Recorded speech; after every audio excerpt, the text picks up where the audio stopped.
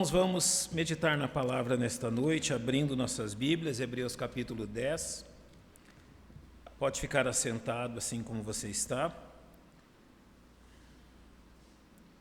Hebreus capítulo de número 10. Eu vou ler apenas o verso 35. Ouça com atenção Hebreus 10, 35. Não rejeiteis, pois, a vossa confiança, que tem grande e avultado galardão. Pai, nós temos Tua palavra aberta diante de nós e confiamos que o Senhor nos abençoará enquanto colocamos a nossa mente e o nosso coração sobre ela, a fim de aprender o que queres de nós e as razões porque devemos viver para a Tua honra e para a Tua glória, pela fé no Senhor, enfrentando as lutas deste mundo, olhando para Cristo e confiando nele. E é no nome dele que rogamos que nos abençoes. Amém. Então, mais um ano se inicia. Como é que estão as suas expectativas e o seu ânimo? Como está a sua visão para o ano que recém começou? É um ano maior que o normal, não é? 366 dias tem esse ano. Como está a sua visão e como está o seu ânimo? Como que você tem olhado para os dias à frente de você? Com desânimo ou com coragem? Com desalento ou ansioso para saber o que Deus há de fazer por você nesse novo ano que se inicia?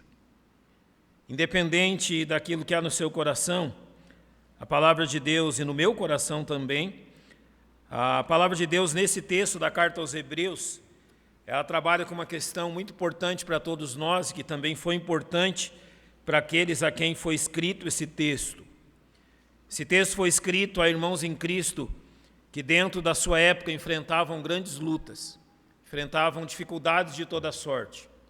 Quando o autor escreve essa carta em específico, no tempo que ele escreve, muitas dessas tribulações já haviam passado, mas as lembranças delas ainda estavam vivas na mente daquele povo. É mais ou menos como nós. Daqui a alguns meses fará 4 anos que houve a pandemia que nós enfrentamos em 2020. Algumas dessas questões permanecem, algumas lembranças e algumas dificuldades, mas já não é tão difícil como foi algum tempo atrás. E assim também era para eles. Grandes dificuldades eles haviam enfrentado, grandes dificuldades que haviam sido colocadas diante deles e que a maior parte deles enfrentou e venceu. Mas aí está o problema, é que normalmente depois de um período difícil, normalmente depois de enfrentar dificuldades em nosso viver, e quando as coisas parecem ter voltado ao normal, e quando não há uma expectativa das mesmas dificuldades diante de nós, o que normalmente nós fazemos é relaxar e encarar as coisas talvez não com a mesma seriedade que nós teríamos se ainda enfrentássemos os mesmos problemas. Literalmente na prática, qual é o tempo em que você mais ora? Qual é o tempo onde você mais se dedica em oração? Qual é o tempo que você mais se dedica na leitura da palavra de Deus? Qual é o tempo que você não abre mão de vir aos cultos na igreja por nenhum outro motivo? São os tempos onde há verdadeiras dificuldades batendo a sua porta, ou são os tempos onde parece que tudo está tranquilo e calmo? É desta questão que o autor aos Hebreus está tratando com esses irmãos, e a forma que ele trata disso, creio eu, e a Bíblia é realmente poderosa e bondosa nesta questão, em nos lembrarmos de coisas assim. Realmente aquilo que ele disse a eles também é valioso para nós hoje, e eu creio que dá para dividir esse texto que lemos no início do culto, entre os versos 32 e 39, dentro de 3 lembretes muito claros da palavra de Deus. Se você pode voltar a sua atenção comigo para o verso 32, ouça com atenção o que ele diz. Lembrai-vos, é assim que começa o texto. Lembrai-vos, porém, dos dias passados, em que depois de seres iluminados, suportaste grande combate de aflições. Ou seja, a primeira questão que ele traz diante deles aqui é para que eles permaneçam lembrando. Esse lembrai-vos literalmente não se esqueçam. Se há algo que nós nunca devemos fazer, é esquecer das dificuldades que nós enfrentamos outrora. Se você já percebeu, Deus nos fez de tal forma que, a não ser por uma questão acidental, a nossa memória não pode ser apagada. Você não pode tomar as lembranças da sua memória e escolher qual você quer apagar e qual você quer manter. Se isso fosse possível, isso seria um desastre para nós. Porque experiências ruins seriam aquelas que nós apagaríamos. Aquelas experiências que nós não queremos lembrar, que não queremos trazer à memória. Mas isso seria algo extremamente nocivo para nós. Lembra quando você era criança ou lembra dos seus filhos? Hoje essa situação já não é mais assim, as tomadas de energia já são diferentes, é mais difícil você levar um choque nelas. Mas lembra quando a gente era criança, parecia que você passasse perto da tomada e já levava choque. E a mãe e o pai sempre dizendo, olha, não coloca nada na tomada, não coloca nada na tomada, sempre repetindo, até o dia que você quis descobrir por que não era para colocar nada na tomada. Você já pensou se fosse possível apagar algo assim? Você ia cometer o mesmo erro sempre. Então, quando ele diz, permaneçam lembrando, é isso que ele quer dizer àqueles irmãos. Permaneçam lembrando, não se esqueçam dos dias passados. E o que aconteceu nesses dias passados? Depois deles serem iluminados, depois de crerem em Cristo, suportaram grande combate de aflições. Então, ele começa exatamente por isso, a trazer a memória deles, os primeiros dias após a conversão e tudo que eles haviam enfrentado em nome de Cristo. Possivelmente, os dias mais difíceis do seu cristianismo foram os primeiros. Possivelmente, os dias mais difíceis do seu caminhar com Cristo se deu no início da sua jornada. Quando você teve que enfrentar o desgosto, talvez de familiares, o desgosto talvez de amigos, talvez o não entendimento disso por parte das pessoas com as quais você trabalhava ou você tinha o seu comércio. As pessoas não entendem por que você mudou. Eles conheceram alguém de uma forma e agora eles têm a mesma pessoa, só que diferente diante deles. Não é fácil absorver isso com muita rapidez. Nos primeiros dias da fé deles, agora o autor vai lembrar o que aconteceu além disto. Suportastes grande combate de aflições. E uma das questões que mais afligiam os crentes naquela época é que, além, possivelmente, do sofrimento físico, eles sofriam grande ridicularização por parte da sociedade onde eles viviam. Literalmente, o que os judeus procuravam fazer com os judeus que vinham a Cristo e os próprios gentios que haviam abandonado os ídolos e agora serviam a Cristo, era a arma da ridicularização. Eles haviam sofrido realmente aflições, um grande combate, uma grande sorte de aflições, e entre delas o ser ridicularizado, alguns deles o sofrer fisicamente e alguns deles também enfrentaram o martírio. A continuidade disso, no verso 33 diz, em parte fostes feito espetáculos com vitupérios e tribulações. O que são vitupérios? É exatamente isso, de ridicularizar, de submeter ao ridículo público. Talvez você lembre de estudar sobre isso. Uma das formas que os nazistas faziam com os judeus para ridicularizá-los era pregar na roupa deles uma estrela de Davi bem grande. De longe você via. Então eles pregavam nas roupas dos judeus, bem no peito, uma estrela de Davi de um tamanho que você pudesse ver de longe. Isso servia para quê? Para intimidar e para ridicularizar. É exatamente o mesmo que ocorre aqui. Vitupérios e tribulações. Por vezes o império promovia também, naquele dia, aqueles crentes sofreram isso, espancamentos públicos. Por vezes os crentes eram levados às praças, levados a lugares públicos, e eles eram espancados por dois motivos. Primeiro, para fazer com que eles desistissem do seu cristianismo, desistissem de seguir a Cristo. Por qual era a razão? Conforme eles abandonavam os ídolos, o comércio dos ídolos, principalmente das cidades gregas, era algo que trazia muito movimento financeiro para as cidades. Como os crentes não eram idólatras e não compravam os ídolos, isso tirava o público deles. Então o que eles faziam? Espancavam em público, tanto para desencorajá-los, quanto para desencorajar outros de seguir o mesmo caminho. Então eles eram espancados publicamente, sofriam pressão a fim de ser desmoralizados. O texto continua dizendo que, em parte, fostes participantes com os que assim foram tratados. Sabe o que acontecia naqueles dias? Quando crentes eram espancados, quando crentes eram ridicularizados, quando crentes, e não era incomum acontecer isso, perderem os seus negócios, perderem o seu trabalho, a igreja se unia para apoiá-los de forma que eles não fossem, realmente não desistissem, não sofressem de tal forma e não se sentissem sozinhos. Então agora o autor diz a eles assim: não esqueçam como que vocês viviam quando vocês vieram a Cristo. Como que vocês tratavam aqueles crentes que eram espancados. Como que vocês tratavam aqueles crentes que haviam perdido a sua forma de ganho. Ele vai além, porque também vos compadecestes das minhas prisões. Aqui o autor está falando dele mesmo, e por isso muitos pensam que é Paulo escrevendo essa carta aos Hebreus. Realmente, naquele período, muitos foram levados diante das autoridades, foram interrogados quanto à sua fé. A igreja apoiava essas pessoas. A igreja não as abandonava.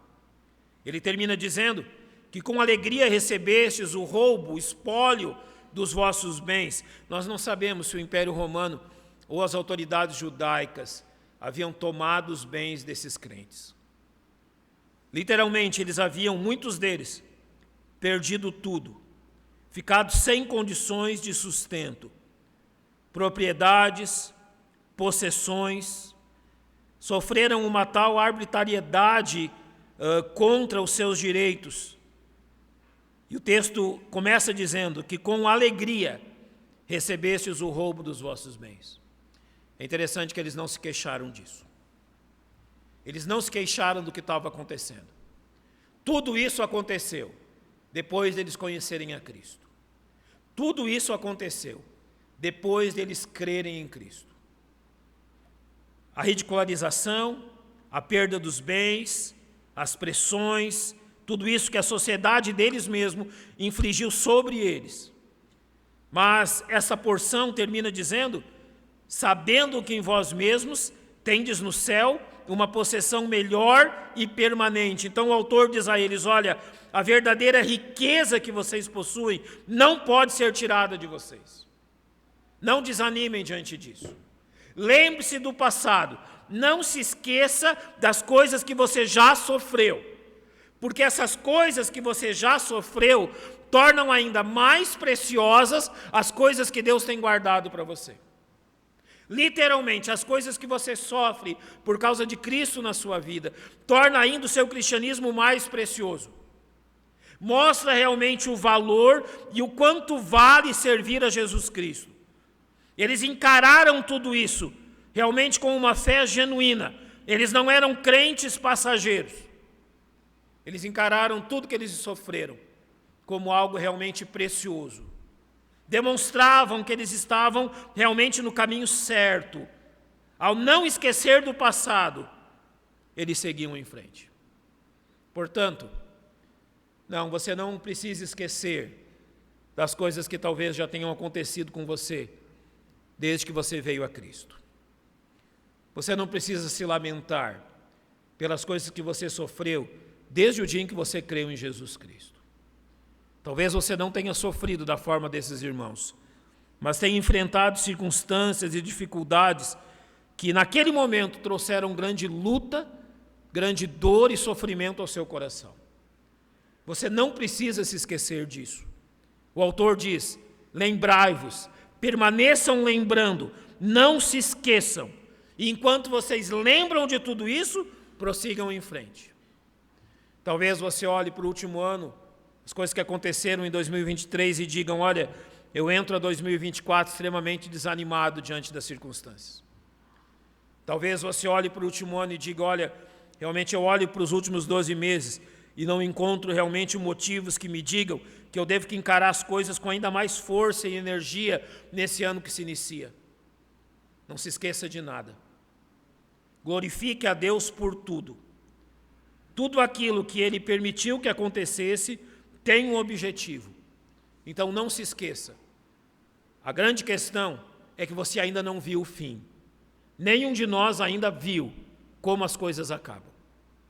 Talvez as coisas tenham acontecido de tal forma que você pense que tudo foi em vão e que tudo realmente foi um prejuízo. Não seja precipitado. Você ainda não viu o fim da história. Lembre-se de tudo isso e permaneça firme. Agora olhe para os versos 35 a 37.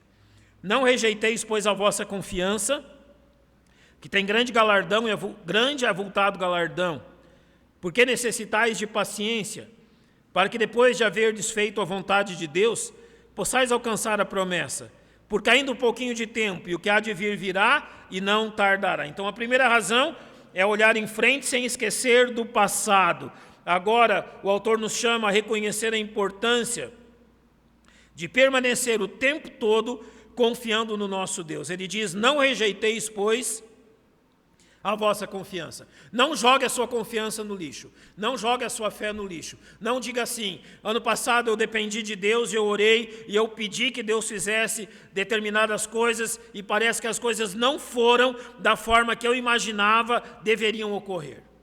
Não rejeite a sua confiança. Ele diz, não jogue fora, não desista destas coisas. Eu sei que o desânimo e a estagnação na vida cristã sempre são resultados da nossa falta de confiança em Deus. Aquilo que nós chamamos, quando dizemos estou desanimado ou estou com pouco ânimo, na realidade devia ser dito, eu estou incrédulo quanto às coisas que estão diante de mim. O nosso problema não é o desânimo, o nosso problema não é a falta de força, mas o problema dos crentes sempre foi a incredulidade. Ao dizer, não rejeiteis, pois, a vossa confiança, ele está dizendo, não haja como um incrédulo. Não inicie o ano pensando como um incrédulo. Não abra mão de confiar no Senhor. Não abra mão de saber que o Senhor tem todo o plano em suas mãos e a sua própria vida nas mãos dele estão debaixo do seu controle. Não rejeite, pois, a confiança a qual você esteve realmente andando sobre ela o tempo todo. Não rejeite realmente a confiança que Deus está no controle de tudo isso. E a razão é, ela tem grande e avultado galardão. Literalmente, mantenha os seus olhos na recompensa concedida por Deus aos que creem nele. Essa recompensa não pode ser medida pelos valores deste mundo, mas ela é concedida ao completarmos a carreira. Ao confiarmos em Deus, nós estamos confiando, como o autor mesmo aos Hebreus vai dizer, que não somente que Deus existe, mas Ele é galardoador dos que o buscam. Eu falei a vocês algumas quartas-feiras atrás sobre a prosperidade dos ímpios. Talvez você olhe para as pessoas ímpias e diga assim, olha, certos são eles. Eles não enfrentam as lutas que eu enfrento. Eles não enfrentam as pressões que eu enfrento. Eles não enfrentam realmente as tribulações que eu enfrento, isso é verdade. Eles não enfrentam os problemas que você enfrenta por 3 razões. Primeiro, esse mundo é a casa deles, eles são daqui, enquanto você é um peregrino estrangeiro. Segundo, eles alimentam a carne, vivem muito bem com o pecado da sua própria carne, enquanto a carne milita contra você. Terceiro, Satanás não é inimigo deles, como é seu inimigo. Então eles não enfrentam nem o mundo, nem o pecado e nem Satanás. E por isso, então, eles prosperam nesse mundo que é o habitat deles. Mas esse mundo não é o seu mundo. Você está de passagem. Então não se esqueça e não espere realmente viver como alguém que tem toda a sua esperança neste mundo. O seu galardão e a sua promessa estão além desse mundo. Seja um cristão, como diz a continuidade do verso, porque necessitais de paciência. E a paciência aqui é o fruto da perseverança, que vem da ideia de uma resistência paciente, debaixo de circunstâncias que pesam sobre você, levando sobre os ombros uma carga pesada. Quando ele diz, porque necessitais de paciência, ele está dizendo, você necessita de perseverança para não desistir diante do peso ou debaixo do peso que está sobre os seus ombros. Possivelmente, Deus não tirará o peso sobre os seus ombros. O Senhor promete, 1 Coríntios 10:13, nos mandar a solução, o escape. Mas, por vezes, o escape é mandar forças para que a possais suportar. Talvez você pense, há muito tempo que eu oro a Deus pedindo que me livre de tal mal. Paulo também orou. Por 3 vezes ele pediu ao Senhor que afastasse o espinho na carne, e por 3 vezes Deus respondeu que não. O meu poder se aperfeiçoa onde? Na fraqueza do ser humano. Ou seja, não desista, tenha paciência e perseverança. Ele continua dizendo, para que depois de haver desfeito a vontade de Deus, possais alcançar a promessa. Literalmente, ele nos chama à vontade de Deus, que é ter os nossos olhos fixos em Cristo o tempo todo. Todas as promessas a nós estão ligadas a quem? A Cristo. Por isso, então, ele termina dizendo, porque ainda um pouquinho de tempo, e o que há de vir virá e não tardará. Ele diz o seguinte, olha, as promessas destinadas a vocês estão muito próximas de serem cumpridas. Aquele que prometeu e aquele que é o fiador dessas promessas, ele logo estará diante de vocês. Ou seja, aquele que é a base dessas promessas, Jesus Cristo, muito em breve se manifestará. Eu gosto muito daquilo que o Salmo 126 diz. Você deve conhecer bem esse salmo, versos 5 e 6. Os que semeiam em lágrimas, cegarão com alegria. Aquele que leva a preciosa semente, andando e chorando, voltará sem dúvida com alegria, trazendo consigo os seus molhos. Literalmente, o que esses versos do Salmo 126 nos ensinam é que nós não devemos desprezar a colheita de nossas lágrimas. Não devemos desprezar a colheita das adversidades que enfrentamos. Então, até aqui, ele nos deixou 2 coisas bem claras. A primeira delas é verdadeiramente, não se esqueça do passado. Não se esqueça das coisas que já aconteceram. Em segundo, se lembre que a promessa de vocês está muito próxima. E a terceira, nos versos 38 e 39 é, mas o justo viverá pela fé. E se alguém se retirar, a minha alma não tem prazer nele. Nós, porém, não somos daqueles que se retiram para a perdição, mas daqueles que creem para a conservação da alma. Literalmente, o que ele nos lembra nesse verso 38 é o único tipo de vida que agrada a Deus. O justo viverá pelo quê? Pela fé. É assim que você vive, confiando que Deus permanece o mesmo. Notem aqui, há uma diferença grandiosa nisso. Você não está olhando para as coisas, desejando ou tendo medo que as circunstâncias mudem. A fé, ela não olha para as circunstâncias. Realmente, o alvo da fé não são as circunstâncias. O alvo da fé não são a mutabilidade ou não das circunstâncias que te cercam. O alvo da fé é a imutabilidade do caráter de Deus. Ou seja, o mesmo Deus que há 4.000 anos prometeu algo a Abraão e o cumpriu, o mesmo Deus que viveu com estes crentes há quase 2.000 anos, é o mesmo Deus que vive conosco hoje. A nossa fé se baseia no fato que Deus jamais mudará, independente daquilo que nós fazemos ou somos. A fidelidade de Deus não depende da minha fidelidade. Realmente o amor de Deus por mim não depende do meu amor por Ele. Porque todas essas coisas que Deus faz por mim, Ele não faz por causa de mim, mas por causa de Jesus Cristo. Certa vez, falando sobre a certeza da salvação, eu propus a vocês que a certeza da salvação se dá por 2 motivos muito claros. Nós só vamos perder a nossa salvação em Cristo se alguém for capaz de subir ao céu e arrancar de lá aquele que intercede por nós. Essa é a primeira opção. Nós sabemos que isso é impossível.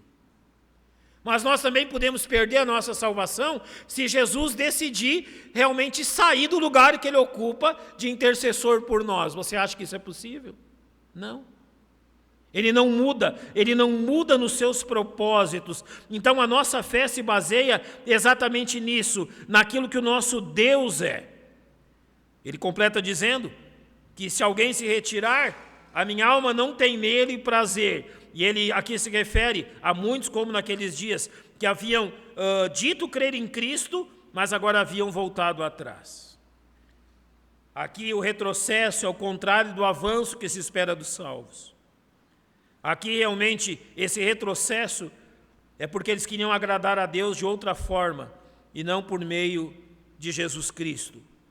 E ao dizer que minha alma não tem nele prazer, ele simplesmente está dizendo, quando você desiste de Cristo, simplesmente não há outro lugar onde você vai encontrar qualquer bem da parte de Deus.